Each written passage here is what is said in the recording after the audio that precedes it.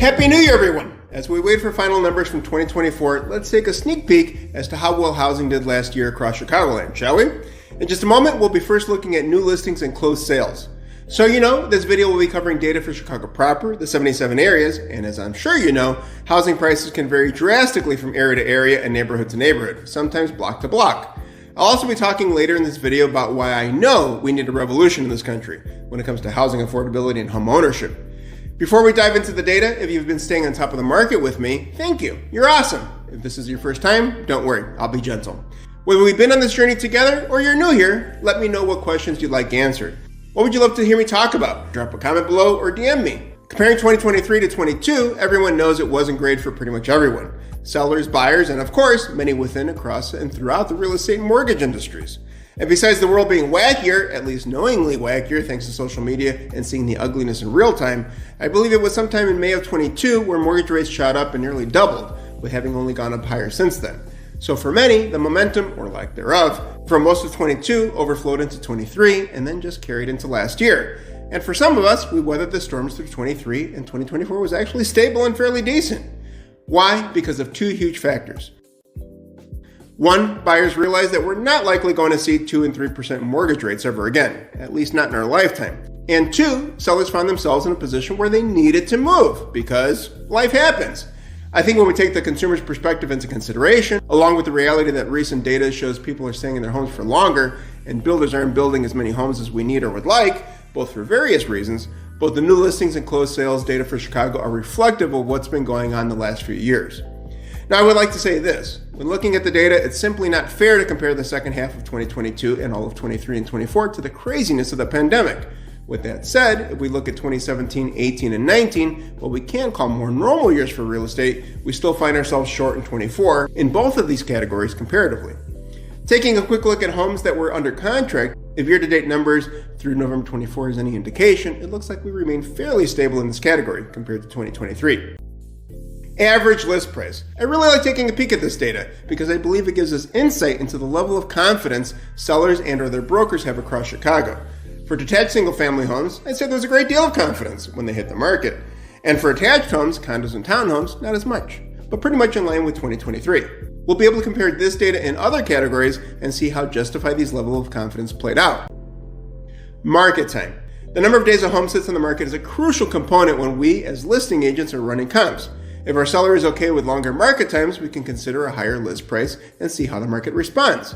If they are in a situation or prefer a shorter timeline to the closing table, we should be setting the initial price at just above or possibly just below what we believe the fair market value to be.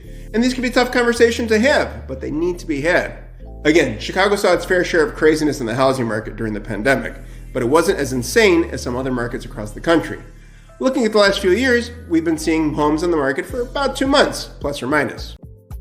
Median sales price. Now this one can be a tricky piece of data. It's helpful because it gives a quick snapshot, but it certainly is not reflective of all markets because it's the number that's smack dab in the middle, meaning half of the homes that sold for more than half that figure and half of the homes that sold for less.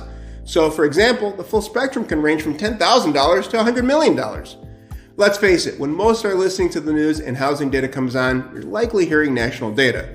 But a median priced home in New Mexico is not going to be the same as in Texas, Florida, California, Illinois, or right here in Chicago. And within Chicago, there's a wide range across the 77 areas. Then you look within each area, and prices can vary greatly within each neighborhood, and I believe there are about 180 neighborhoods across Chicago, give or take, with realtors often creating new ones to make their listing remarks more appealing. Bottom line, although year-to-date 2024 median home prices are up over the previous year, it doesn't necessarily help individual sellers out there who are looking to sell one property in one neighborhood of Chicago. Average sales price. Although a clearer picture than the median sales price, is still not the precise data that an individual owner needs to be looking at when they're thinking of selling their property. For buyers, well, it paints an entirely different story. Well, at least an entirely different perspective.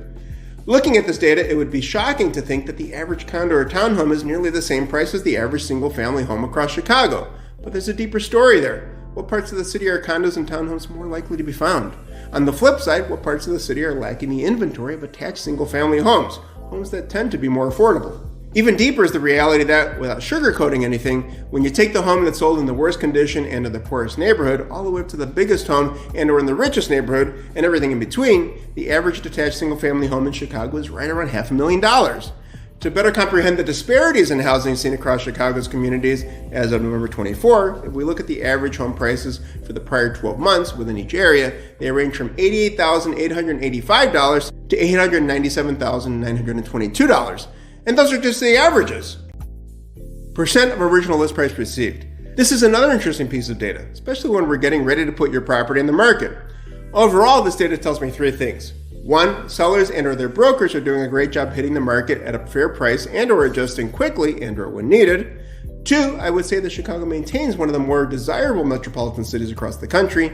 And three, along with better housing affordability, we need more inventory. Now comes the category that chances are weighs heavily on your mind, the Housing Affordability Index. At the end of 2023, for detached single-family homes across Chicago, the median household income was 83% of what is necessary to qualify for the median price home under prevailing interest rates. And that was a 3% increase over 2022. And in case you're unsure, the higher the number, the greater affordability. But things took a turn for the worse last year. When we compare year-to-date figures for November 23 to the first 11 months of 24, number one, we're behind by nearly 5%, 4.7 to be exact. And the Housing Affordability Index was down to 75. In the attached single-family market, condos and townhomes, 2023 finished 2.3% less than 22 at 74, and comparing year-to-date through each November of the last 2 years, we're down nearly 2%, seeing a Housing Affordability Index through last November of 68. Folks, I say it's time for a revolution. Now, I'm not talking about bloodshed revolution. I'm talking about a blood, sweat, and tears revolution. We need to level the playing field across the city and all throughout the U.S. because there are clear disparities when it comes to housing affordability and home ownership. And if you've seen some of my other videos, you know that clear disparities across the races and ethnic backgrounds. Moving right along, the lender-mediated report is something I'll touch on briefly because there's not much to report on. The unfortunate reality is that tough times happen for some homeowners. While some suffer from loss of income, good health, etc., others fall into the trap of overextending themselves, among several other scenarios.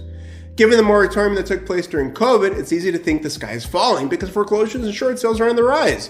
But the reality is, when you start at zero, any increase will be dramatic. So we're seeing more than what we've seen, but not more than what would historically be considered the norm.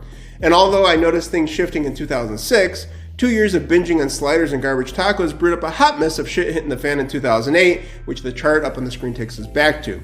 You'll see that it took about 6 years of recovery time, followed by years trending downward before the moratorium, and the slight increase since, still lower than the more normal years of 2017, 18, and 19.